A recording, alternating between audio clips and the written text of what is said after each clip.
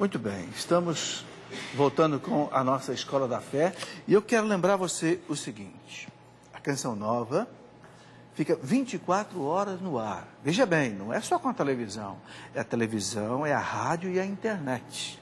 É todo um sistema de comunicação, de evangelização. Eu costumo dizer que é um mutirão de evangelização, ok?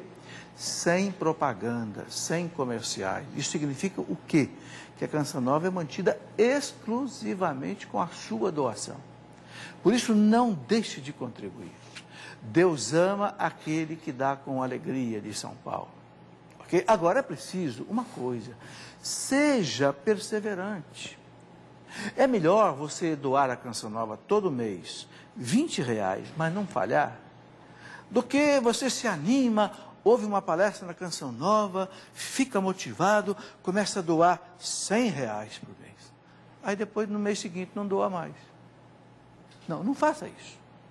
Faça assim, seja perseverante. Eu posso doar R$100 por mês, então eu vou doar todo mês R$100. Ou então eu posso doar 30, vou doar 30, mas todo mês.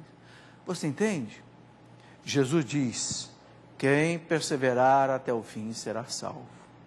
A perseverança, não só nessa questão de doação, mas a perseverança na luta contra o pecado, a perseverança na paciência, é o que nos salva.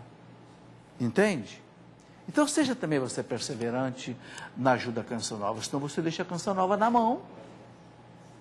A Canção Nova espera receber seu dinheiro para pagar as contas. O dinheiro não chega, como é que faz? Tem que ir no banco tirar emprestado. Esse mês teve que acontecer isso, viu? Canção Nova teve que ir ao banco buscar dinheiro. Porque não pode deixar de pagar os funcionários, não pode deixar de pagar a Embratel, não pode deixar de pagar a Bandeirantes, água, luz, telefone, etc. Tá certo? Bom, Juliana, uma pergunta para o Márcio. Existem associações que buscam congregar profissionais do meio jornalístico que sejam católicos? Quantos membros no Brasil? Infelizmente, eu não conheço nenhuma associação de jornalistas que trabalhem com religião ou com a Igreja Católica na mídia, na grande mídia. Então, eu não estou considerando os meios de jornais, televisões católicos. E é um contraste muito grande. Por exemplo, nos Estados Unidos existe uma associação chamada Religion News Writers Association, que tem centenas de membros. São jornalistas que muitas vezes escrevem apenas sobre religião. Então, nós tínhamos comentado aqui que nas redações brasileiras é tão difícil de encontrar alguém que se dedique ao assunto, quanto mais alguém que só escreva sobre isso. Então, são pessoas que têm um conhecimento fabuloso sobre religião, e não só sobre a Igreja Católica, sobre várias outras. A gente sabe que nos Estados Unidos o panorama religioso é muito diversificado.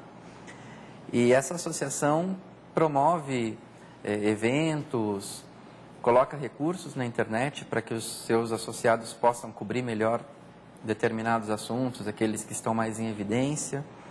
Essa associação também aceita jornalistas de outros países. Eu tenho a alegria de ser o único brasileiro membro dessa associação.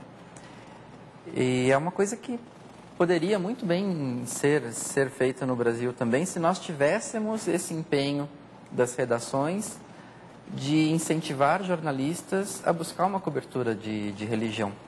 Porque o assunto religião às vezes aparece no jornal como uma coisa folclórica, porque é a festa de Nossa Senhora Aparecida, porque é o Círio de Nazaré, ou então sempre quando tem algum conflito, né? Algum escândalo, exatamente. E os jornais acabam esquecendo que religião é um assunto que mexe muito com as pessoas tomam decisões importantes para a vida delas, levando em conta os seus valores religiosos, e isso aparece muito pouco, né? Agora, Márcio, eu acho também que aqui no nosso Brasil, fora do Brasil eu não conheço, mas eu penso que não seja tão ruim como no Brasil. Eu penso que falta aqui para nós católicos no Brasil articulações. Eu acho que faltam, por exemplo, associações de médicos católicos, associações de juristas católicos, associações de jornalistas católicos, associações de pedreiros católicos, associações de jovens católicos, entende? Porque o que eu noto? Por exemplo, nós estamos comentando aqui que a igreja está radicalmente contra esse terceiro Programa Nacional de Direitos Humanos. No entanto, Márcio, cadê os católicos? Você viu alguma manifestação? Eu não vi nada. Olha, eu já li no jornal, por exemplo, que 70 entidades estão se unindo para aprovar o plano, para apoiar o plano. 70 instituições, entre ONGs e outros. E nós, católicos?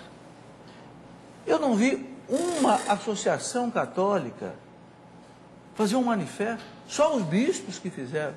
Quer dizer, nós estamos assim, sabe, dando tiros esparsos, enquanto que os inimigos da igreja estão unidos e nos atacando em união. Estou falando uma verdade, Márcio? Mas é realmente assim, professor. Sobre essa questão do jornalista católico, até uma coisa que eu gostaria de esclarecer, assim, eu sou um jornalista católico, mas quando a gente está na redação, pelo menos essa deveria ser a nossa mentalidade dos jornalistas católicos. Eu não vou entrar na redação para defender a igreja, não é meu objetivo como jornalista, eu vou entrar lá para defender a igreja, porque aí eu acabo me rebaixando ao nível daqueles jornalistas que querem entrar na redação só para difamar a igreja, ou difamar ou promover a sua ideologia. A nossa lealdade como jornalista é com a verdade. Só que mostrando a verdade, a gente também acaba defendendo a igreja. Aliás, São Paulo diz que a igreja é a coluna da verdade. Exatamente. Então, de mostrar as coisas como elas realmente são, sem aquele viés ideológico que a gente vê em vários lugares. Por exemplo, a gente comentou sobre Pio XII. O jornalista, ele não precisa nem ser católico, ou não precisa nem ter a intenção de, eu vou fazer uma reportagem com o objetivo de defender o Pio XII.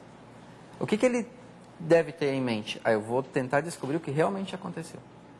Na hora que ele vai lá e descobre o que realmente aconteceu, a verdade aparece e não é preciso fazer nenhum esforço, nenhum malabarismo, nenhuma distorção para a gente ter a verdade sobre os fatos. Sabe, eu gostaria de lembrar aqui um fato histórico, né? A gente sabe que o seu Marx e os comunistas fizeram uma revolução na Rússia, a Revolução Bolchevista de 1917, com o slogan: proletariado, univos. Né? E fizeram a Revolução Comunista na Rússia. Eu pergunto, será que não está na hora da gente lançar um lema, católicos univos? Porque nós estamos desunidos. E a gente sabe que toda comunidade desunida acaba sendo vencida. Eu vejo, sabe, Márcio, forças poderosíssimas dentro da igreja.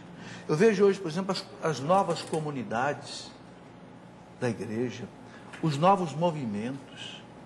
Eu vejo os movimentos mais antigos, por exemplo, como Comunhão e Libertação, o Opus Dei, os casais de Nossa Senhora.